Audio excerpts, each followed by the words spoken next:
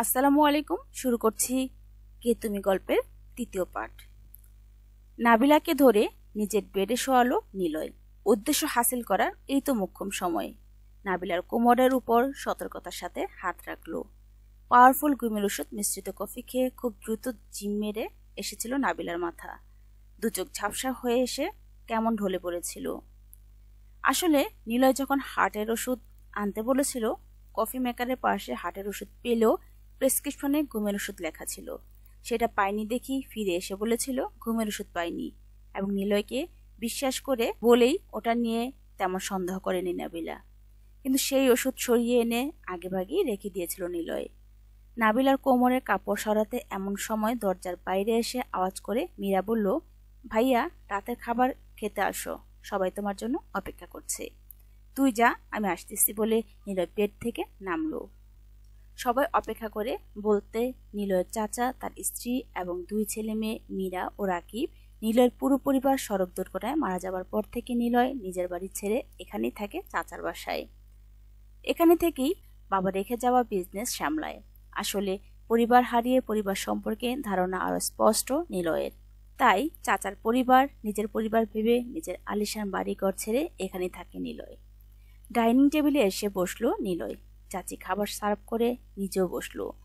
মীরা নীরবতা ভেঙে সবার উদ্দেশ্যে বলল, জানো, আজকে নিলয় ভাইয়ের রুমে হিমি ভাবির আত্মা এসেছিল। নিলয় বাদে বাকিরা ভীষণ অবাক হয়ে বলল, মীরা বলল, না, হ্যাঁ। তারপর আবার গায়েব হয়ে গেল। নিলয় বাদে সবাই সমস্বরে বলল, বলিস কি? মীরা মুখ গম্ভীর হয়ে বলল, তোমরা যা শুনছো সেটাই বলেছি। মীরার বড় ভাই বলল, মুখে মেকআপ ঘষতে গিয়ে চোখে ঘষে ফেলেছিস মনে হয়, তাই ভুলভাল দেখছিস। কতবার বলেছি মেকআপ কম করে মাখ। আমার কথা শুনলে আর তোর মুখে এসব আজগুবি কথা শুনতে হতো না। মীরা বেঞ্চি দিয়ে বলল, তোর বউকে যেন কোনোদিন মেকআপ ঘষতে না দেখি। মীরার বড় ভাই রাকিব খুবই চালাক এবং উচ্ছন্নে যাওয়া যুবক। বাজে আড্ডা এবং নেশায় ডুবে থাকা ছাড়া তার আর কাজ নেই। রাকিব ও নিলয় সমবয়সী প্রায়। খেতে খেতে রাকিব নিলয়কে বলল, এতগুলো ফ্যাক্টরি পরিচালনা করতে নিশ্চয়ই তোর হিমশিম খেতে হয় মনে হচ্ছে। তাছাড়া হিমি ভাবিকে হারিয়ে তোর মানসিক অবস্থাও ভালো নেই বোধহয়। বলছিলাম, আপাতত কেমিক্যাল ফ্যাক্টরিটা আমি দেখভাল করি, একটু হলেও তোর প্রেশার কমবে। নিলয় সবার সামনেই রাকিবকে বলল, তোর হাতে ফ্যাক্টরি ছাড়া মানেই কদিন পরে তোকে খুঁজে পাওয়া গেলেও ফ্যাক্টরি আর পাওয়া যাবে না। সুতরাং আগে এই বিশ্বাস অর্জন করো যে তুমি পারফেক্ট, তারপর দেখা যাবে। অসঙ্গ ত্যাগ করো, নেশা পানি ছাড়ো, কারণ আমি বেঁচে থাকতে আমার বাবা রেখে যাওয়া সবকিছুই বিন্দুমাত্র ক্ষতি হতে দেব না। সবার সামনে একথা বলার কারণে রাকিব ভীষণ রেগে গিয়ে টেবিল ছেড়ে উঠতে চলে গেল। রাকিবের বাবাও উঠে চলে গেল। তার ছেলেকে নিলয়ের বলা কথা তার খারাপ লেগেছে তাই। নিলয়ের চাচি নিলয়কে বলল, ওদের কথা বাদ দে তো বাবা। শোন, বহুদিন তোকে একটা কথা বলবো বলবো বলে বলা হয় না। এটা আমার আর তোর চাচার ইচ্ছে, তুই পূরণ করবি বল। নিলয় বলল, কি ইচ্ছে বলেন। চাচি বলল, তোর সাথে মীরার বিয়ে। কথা শুনে নিলয় এবং মীরা দুজনে হ্যাং হয়ে গেল। মীরা ভাবছে, এরকম কিছু হলে তার ভালোবাসার মজনু তো ছ্যাঁকা খেয়ে দেবদাস হয়ে যাবে। এ দৃশ্য দেখার আগে হারপিক সেবন করে মরে যাওয়া ভালো। নিলয় বলল, এসব কি বলেন চাচিমা, এটা কি করে সম্ভব? আমি মীরাকে নিজের ছোট বোনের মতো ভালোবাসি, এটা অসম্ভব। আপনাদের এই ইচ্ছেটা পূরণ করা আমার পক্ষে সম্ভব না। মীরারও বলল, বিষয়টি বেদনার মা, আমিও নিলয় ভাইয়াকে বড় ভাইয়ের মতো মানি। মা চোখ গরম দিতেই মীরা চুপ হয়ে গেল। চাচি আবার নিলয়কে বলল, চাচা তো ভাই বোনের মধ্যে বিয়ে শাদী হয়তো নিলয়, এটা দোষের কিছু না, তুই একটু ভেবে দেখিস, তা না হলে আমার চেয়ে বেশি কষ্ট পাবে তোর চাচা।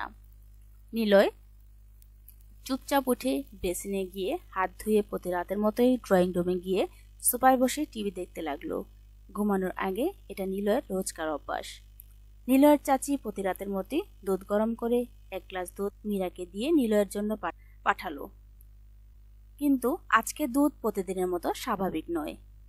ঘুমের ওষুধ মেশানো দুধ, সেটা মীরাও জানে না।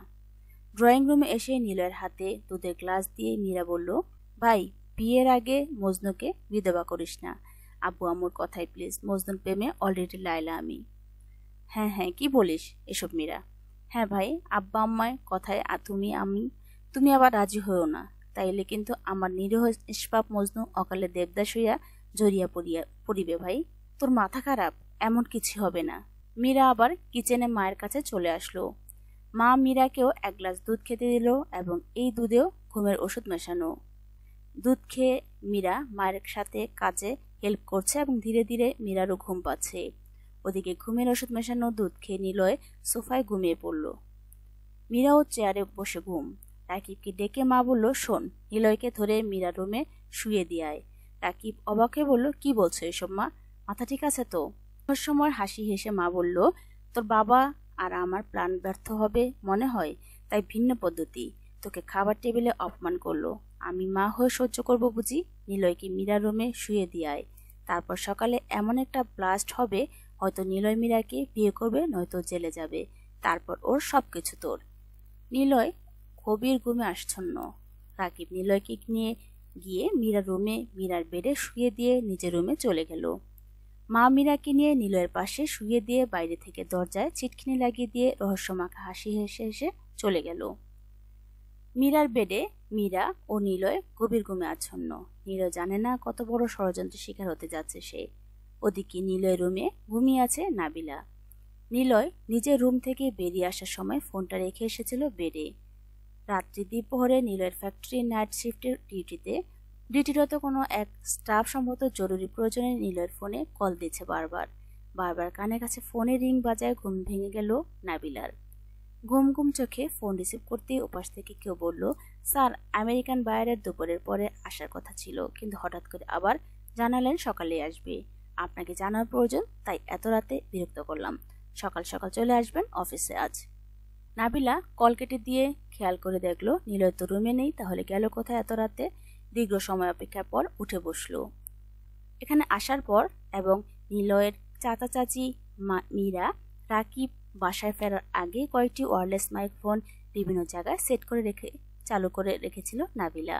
ড্রাইনিং টেবিলের নিচেও লাগিয়েছিল, কারণ এখানেই সবাই জড়ো হয় একত্রে এবং বিভিন্ন বিষয়ে আলোচনা হয়। নাবিলা ফোনে ইয়ারফোন লাগিয়ে কানে দিয়ে রেকর্ড প্লে করলো। স্কিপ করে শুনতে শুনতে এক জায়গায় এসে থমকে গেল নাবিলা, যেখানে নিলয়ের চাচি এবং তার ছেলে নিলয়কে ফাঁসানোর ষড়যন্ত্রের আলোচনা চলছিল। নিলয়কে মীরার রুমে শুয়ে দিয়ে নাবিলা ভীষণ অবাক। যে পরিবারকে নিজের পরিবার ভাবে নিলয়, সেই পরিবার নিলয়কে নিয়ে এমন ষড়যন্ত্র কিভাবে করতে পারে? তাহলে কি নাবিলার সন্দেহ সঠিক? যাই হোক, নিলয়কে এই ষড়যন্ত্র থেকে বাঁচাতে হবে। রাত শেষের দিকে নাবিলা উঠে দরজা খুলে পা টিপে টিপে মীরা রুমের সামনে গিয়ে ছিটকিনি খুলে নিলয়কে মীরার বেড থেকে কোনো মতে নামিয়ে কাঁধে ভর করিয়ে নিলয় রুমে এসে বেডে শুয়ে আবার গিয়ে সেরকম মীরার দরজায় ছিটকিনি বাইরে থেকে লাগিয়ে দিয়ে আসলো। নিলয়ের ঘুম ভেঙে গেল। এত কিছু ঘটে গেল তা কিছুই টের পায়নি নিলয়। নাবিলাকে সজাগ দেখে অবাক হয়ে বলল, তুমি এখনো সজাগ নাবিলা? নাবিলা বলল, আমার ঘুম না ভাঙলে আপনার যে সর্বনাশ হয়ে যেত নিলয়। মানে কি বলছো এসব নাবিলা? সকাল হলেই বুঝতে পারবেন সেটা, এবং সবাই জেগে ওঠার আগে আমার এখান থেকে চলে যেতে হবে। এখনো তো বোর হতে বাকি নাবিলা। সমস্যা নেই, আমি চলে যেতে পারবো, আপনি নিজের দিকে খেয়াল রাখবেন। কিন্তু বিষয়টা কি একটু বুঝিয়ে বলবে? সকাল হলেই বুঝতে পারবেন। নাবিলা তড়িঘড়ি করে চলে গেল। সকাল হতেই নিলয়ের চাচি মীরার রুমের সামনে এসে জোরে জোরে বলতে লাগলো, হায় সর্বনাশ, এটাও দেখার বাকি ছিল, দুধ কলা দিয়ে সাপ পুষেছি এতদিন, নিলয় এমন সর্বনাশ করতে পারলো। নিলয়ের চাচা এবং চাচাতো ভাই রাকিব মীরার রুমে সামনে আসলো। রাকিব বলল, কি হয়েছে মা? নিলয় কি করেছে? মা বলল, কি করেছে আবার? মীরা সর্বনাশ করেছে, সারা রাত ধরে মীরা রুমেই আছে। মীরার বাবা বলল, দরজা তো বন্ধ, তুমি কি করে বুঝলে? মীরার মা বলল, আমি দুজনকে বেডে পাশাপাশি দেখে বাইরে থেকে দরজা বন্ধ করে দিয়েছি, যাতে পালাতে না পারে। নিলয় তার রুমের দরজা থেকে উকি দিয়ে সব দেখছে এবং মুচকি হাসছে। এতক্ষণে নাবিলার কথা বুঝে এসেছে নিলয়ের। রাকিব মীরার রুমের দরজা খুলল। ভেতরে মীরা শটান হয়ে ঘুমাচ্ছে দিব্যি। সারা রুমে নিলয়ের কোনো অস্তিত্ব নেই। পেছন থেকে নিলয় এসে চাচিকে চাচি বলে ডাক দিতেই ভূত দেখার মতো চমকে উঠল চাচি। শান্ত মেজাজে নিলয় বলল, আমাকে নিয়ে কি বলা বলি হচ্ছে চাচিমা? চাচি কি বলবে ভেবে না পেয়েই ইয়ে মানে করতে লাগলো। রাকিব থমেরে আছে। নিলয় কি করে মীরা রুম থেকে গায়েব হলো।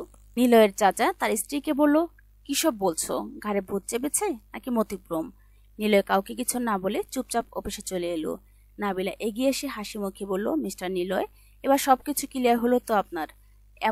আমরা এমনই তাদেরকেই বিশ্বাস করে মনে স্থান দেই যারা ক্ষত করার জন্য ব্যস্ত সর্বদা। আজও আপনার সাথে এমন কিছু ঘটতো যা আপনার জীবনটাকে আরো একবার উলটপালট করে দিত। নিলয় দীর্ঘশ্বাস ফেলে বলল, হ্যাঁ তাই তো, অথচ আমি তাদের সবচেয়ে নির্ভরযোগ্য এবং ভরসা ভেবেছি, কিন্তু ওরা এমনটা করবে কখনো ভাবিনি নাবিলা। এখন তো দেখছি নিজের ঘরবাড়ি ছেড়ে যাদের কাছে ভালো থাকার জন্য আশ্রয় নিলাম তারাই আমার বড় শত্রু। নাবিলা বলল, নিলয়, পানির অপর নাম জীবন, আবার এই পানিতে ডুবে কত প্রাণের মৃত্যু ঘটে। বিশ্বাস হলেও এতটা ভরসা করতে নেই, যেটাকে বলে অন্ধবিশ্বাস। কে কখন কিভাবে সুযোগ নিয়ে পিঠে ছুরি মারবে তাও বিশ্বাস নেই। নাবিলা গত রাতের রেকর্ড তার মোবাইলে প্লে করে নিলয়ের সামনে রাখলো। সবকিছু শুনে ভীষণ অবাক নিলয়, আরো বেশি অবাক নাবিলার এই বুদ্ধিমত্তায়। নিলয় জিজ্ঞেস করলো, তুমি তো জানতে না এমন কিছু ঘটবে। নাবিলা, তাহলে রেকর্ড করার চিন্তা কিভাবে তোমার মাথায় আসলো? এবং রেকর্ডিং ডিভাইস তুমি আগেভাগেই সেট করে রেখেছিল সম্ভবত, কিন্তু কেন, কি ভেবে? নাবিলা বলল, সেসবের উত্তর আরো পরে দেওয়া হবে। আমার আরো একটি রাত আপনার চাচার বাসায় থাকতে হবে লুকিয়ে, ঠিক গত রাতের মতো, এবং এর জন্য আপনার সহযোগিতা দরকার। বলুন, করবেন? নীলা বলল, তুমি এত বড় বিপদ থেকে রক্ষা করলে আমাকে। অবশ্যই করব, এবং তুমি চাইলে আবার আজ রাতেই হবে। বিকেলে বাসায় ফিরে দরজা খোলা রেখে নিলয় চাচা চাচি, মীরা এবং রাকিবকে ডেকে একটা রুমে নিয়ে গিয়ে বলল, জরুরি কথা আছে। এদিকে সেই সুযোগে দরজা দিয়ে ঢুকে নাবিলা নিলয় রুমে চলে গেল। নিলয়ের চাচা বলল, কি ব্যাপার নিলয়, কোনো সমস্যা? নিলয় বলল, চাচা, দীর্ঘদিন আপনাদের এখানে থেকেছি, যদি ভুল ত্রুটি করে থাকি ক্ষমা করে দিবেন সবাই। আমার এখন নিজের ঘরবাড়ি ঠিক করে বসবাস করার সময় এসেছে। সবাই চুপচাপ। সকালের বিষয়টি যে নিলয় বুঝতে পেরেছে সেটা বুঝেই আর কারো বলার মতো কোনো অপশন নেই। নিলয় নিজের রুমে চলে আসলো। দরজা বন্ধ করে গিয়ে বেডে বসলো নিলয়। নাবিলার সামনে এসে বলল, প্রিয় মানুষদের মুখোশ উন্মোচিত হলে পৃথিবীটা উলটপালট হয়ে যায়, তাই না নিলয়? আর তার চেয়ে মারাত্মক কষ্ট প্রিয় মানুষকে হারানো। আপনার মতোই প্রিয় মানুষকে হারানোর যন্ত্রণা দিনরাত আমিও ছটফট করছি। নিলয় অবাক হয়ে বলল, কাকে হারানোর যন্ত্রণা তোমার নাবিলা? আর এবার অন্তত সত্যিটা বলো, কে তুমি? নাবিলার ঠোঁটে রহস্যময় হাসি। নিলয়ের পাশের বেডে বসে নাবিলা তার ব্যাগ থেকে একটি সাদা শাড়ি বের করলো। সেটা দেখিয়ে নিলয় অবাক হয়ে বলল, এই তুমি কি বিধবা নাকি? নাবিলা ভ্রু কুঁচকে বলল, বিয়ের আগে কেউ বিধবা হয় নাকি? নিলয় আরো অবাক হয়ে বলল, তাহলে অবিবাহিত বালিকার ব্যাগে বিধবা শাড়ি কেন শুনি? দরকার আছে বলে নাবিলা ব্যাগ থেকে লম্বা সাদা নকল চুল, পাউডার এবং আলতা বের করলো। সেসব দেখে নিলয় আবার বলল, এগুলো মানে কি নাবিলা? এসব দিয়ে কি হবে শুনি? নাবিলা বলল, শুনতে হবে না, পরে জানবেন। এবার ঘুমানোর চেষ্টা করুন। শাড়ি এবং বাকি সব টেবিলের উপর রেখে নিলয়ের পাশেই শারীরিক দূরত্ব বজায় রেখে শুয়ে পড়ল নাবিলা। রাত 12টায় জানান দিল দেয়াল ঘড়ি। নাবিলা চোখ বন্ধ করে ঘুমের ভান করে আছে। নিলয়ের মাথায় ঘুরছে নাবিলা কোমরের সেই জন্মদাগ চেক করার বিষয়টি। নিলয় ধীরে ধীরে নাবিলার কোমরে হাত রাখলো। নাবিলা তো ঘুমের ভান ধরে আছে। নিলয়ের হাতের স্পর্শ নাবিলা পুরো শরীর কেমন একটা কামনার অনুভূতি খেলে গেল। নিলয় ঝুঁকে পড়ে নাবিলার কোমরের কাপড় সরালো। নিলয়ের গরম নিঃশ্বাস নাবিলার কোমর ছুঁয়ে দেহে কেমন এক অনুভূতি জাগিয়ে তুলছে। নাবিলার ইচ্ছে হচ্ছে স্পর্শ আর নিঃশ্বাস দীর্ঘ সময় ঘিরে রাখুক তাকে। নাবিলার কোমরে ভালো করে দেখল নিলয়, কোনো জন্মদাগ নেই। তবু একান্তে এভাবে নবযৌবনা একটা শরীর নিলয়ের মনে অন্য কিছু পাবার আকাঙ্ক্ষা প্রবল করে জাগিয়ে তুলল। নিলয়ের কি হলো নিজেই জানে না। আলতো করে নাবিলার পেটে হাত বুলাতে বুলাতে ধীরে ধীরে নিলয়ের হাত নাবিলার বুকে। অন্যরকম এক নেশায় এবং উত্তেজনায় দুজনেই বুঁদ হয়ে গেল। নাবিলার মন নিষেধ করলেও দেহ ভীষণ করে চাইছে নিলয়ের হাতের স্পর্শ অনুভব করুক তার সারা শরীর। স্পর্শে নাবিলা যেন বশীভূত হয়ে আছে। ধীরে ধীরে নিলয়ের ঠোঁট স্পর্শ করলো নাবিলার ঠোঁট। কিছুক্ষণ এভাবে চলার পর বিষয়টি আরো গভীর যাওয়ার আগেই নাবিলা নিলয়কে ঠেলে সরিয়ে দিয়ে বলল, কিছু সময় ভালো রাখার লোভে আজীবন দুজনের কাছে দুজন ছোট হয়ে থাকার চেয়ে নিজেদের নিয়ন্ত্রণ করা বুদ্ধিমানের কাজ হবে। নিলয় বিষয়টা বুঝতে পেরে আর কথা না বাড়িয়ে চুপচাপ শুয়ে ঘুমিয়ে পড়ল। দেয়াল ঘড়ি রাত 3টায় জানান দিল। নাবিলা উঠে সেই সাদা শাড়ি পরে নকল চুল লাগিয়ে পাউডার মেখে তার উপর নাকে মুখে এবং বিভিন্ন স্থানে আলতা মেখে নিল রক্তের মতো করে। নিলয় রুম থেকে বেরিয়ে রাকিবের রুমে এসে ঢুকলো নাবিলা। রাকিব গভীর ঘুমে আচ্ছন্ন। রুমে ডিম লাইটের মৃদু আলো। খাট থেকে দূরে দরজার পাশে আরো একটু অন্ধকারে দাঁড়িয়ে গলার স্বর ভারী করে নাবিলা কয়েকবার রাকিবকে ডাকলো। হঠাৎ রাকিবের ঘুম ভেঙে গেল। ধরফকিয়ে উঠে বসে দরজার কাছে নাবিলার ভৌতিক অবয়ব দেখে ভীষণ ভড়কে গেল রাকিব। হঠাৎ ঘুম ভেঙে গেলে মস্তিষ্ক সম্পূর্ণ অপ্রস্তুত থাকে এমন কিছু দেখার জন্য, কিন্তু এরকম কিছু দেখে ভয়ে রাকিবের গলা শুকিয়ে কাঠ গলা দিয়ে কথা বের হচ্ছে না। রাকিবের হঠাৎ করে মনে পড়ল মীরা বলেছিল হিমিভাবের আত্মার কথা। তাহলে এটা কি সেই হিমিভাবের আত্মা? রাকিব আরো ভীষণ ভড়কে গেল। নাবিলা আবারও সেই ভারী কণ্ঠে বলল, আমি তোমাদের কি ক্ষতি করেছিলাম রাকিব, যে আমাকে তোমরা বাঁচতে দিলে না? রাকিব ভীষণ ভয়ে আতঙ্কিত, গলা দিয়ে কথা বের হচ্ছে না। এবার নাবিলা ধীরে ধীরে রাকিবের দিকে অগ্রসর হতে লাগলো। তাই দেখে ভয় কাঁদো কাঁদো কণ্ঠে রাকিব কোনো মতে বলল, আমাকে মেরো না হিমি ভাবি। বাবা মা প্ল্যান করেই তোমাকে আর নিলয় ভাইয়াকে শেষ করে দিতে চেয়েছিল, কারণ তোমরা না থাকলেই নিলয় ভাইয়ের সবকিছু আমাদের হতো। প্ল্যান অনুযায়ী ট্রাকটা তোমাদের গাড়িতে ধাক্কা দিয়ে চলে যায়, তুমি মারা যাও, কিন্তু নিলয় ভাই ভাগ্যক্রমে বেঁচে গেল। রাকিব ভয়ে গুটিসুটি মেরে চোখ বন্ধ করে আছে। এই ফাঁকে নাবিলা দ্রুত রাকিবের রুম থেকে বেরিয়ে চলে আসে। নাবিলার উদ্দেশ্য ছিল রাকিবের কথা রেকর্ড করা, সেটা কমপ্লিট। ভোর হবার আগে আগে নাবিলা নিলয়কে জাগিয়ে বেরিয়ে পড়ল। অফিসে বসে আছে নিলয়। গত রাতে করা রেকর্ড নিলয়ের সামনে প্লে করলো নাবিলা। রেকর্ডের কথা শুনে থমকে গেছে নিলয়, চোখে জল টলটল। নিজেকে সামলে নিয়ে নাবিলাকে বলল, যেটাকে সবাই অ্যাক্সিডেন্ট হিসেবে মেনে নিয়েছিলাম, তোমার সেটাকে মার্ডার কিভাবে মনে হলো? আর তার আগে প্রশ্ন, আসলে কে তুমি? নাবিলা রহস্যময় হাসি হেসে বলল, আপনার স্ত্রী হিমি। আগে থেকেই টের পেয়েছিল আপনার চাচা চাচি এবং চাচাতো ভাই এর ষড়যন্ত্র আবাস, আর প্রতিদিনের ঘটনা সে সন্ধ্যায় লিখে আমাকে মেল করে দিত। ও সন্দেহ সত্যি হলো, আপনার আত্মীয় স্বজনের লালসায় শিকার হয়ে ওকে পৃথিবী ছাড়তে হলো। নিলয় সাথে সাথে থানায় ফোন করে পুলিশ ডেকে চাচা চাচি এবং চাচাতো ভাইকে অ্যারেস্ট করালো। খুব ভেঙে পড়েছে নিলয়। সন্ধ্যা ছুঁই ছুঁই নিলয়ের পাশে দাঁড়িয়ে নাবিলা বলল, এবার সময় এসেছে আপনার সেই প্রশ্নের উত্তর দেওয়ার। জানতে চান? নিলয় ভাঙা ভাঙা গলায় বলল, হ্যাঁ, এবার বলো, কে তুমি? নাবিলা বলল, আমি হিমির যমজ বোন। আপনাকে হঠাৎ কোনো দিন সারপ্রাইজ দেওয়ার জন্য হিমি কখনো আমার কথা জানায়নি। এবার পেয়েছেন উত্তর। নিলয় অবাক চোখে ফেল করে তাকিয়ে আছে নাবিলার দিকে। নাবিলা বলল, এবার আমার ফেরার পালা। আমার লন্ডনে ফিরে যেতে হবে। অবশ্য লাস্ট ইমেলে হিমি লিখেছিল, ওর যদি কিছু হয়ে যায় আমি যেন আপনার পাশে থাকি, ওর মতো করে আপনাকে আগলে রাখি। হিমির শেষ ইচ্ছা এবং আবদার পূর্ণ করতে আমার আপত্তি নেই। এবার আপনি বিদায় দিলে চলে যেতে পারি, আর আপনি চাইলে থেকে যেতে পারি। নিলয় নাবিলার হাত ধরে বলল, তুমি থেকে যাও হিমির প্রতিচ্ছবি হয়ে। তোমার মাঝে হিমিকে খুঁজে পাই আমি। আর কিছু না হোক, সম্পর্ক বৈধ করে দিনরাত দু চোখ ভরে তোমায় দেখতে চাই। অবশেষে নিলয় ও নাবিলার বিয়ে হয়ে গেল। গল্পটা কেমন লেগেছে লাইক শেয়ার কমেন্টস করে জানাবেন, এবং আপনাদের জন্য নতুন নতুন গল্প নিয়ে হাজির হব সেই প্রত্যাশায় আজকে এ পর্যন্তই। আল্লাহ হাফেজ।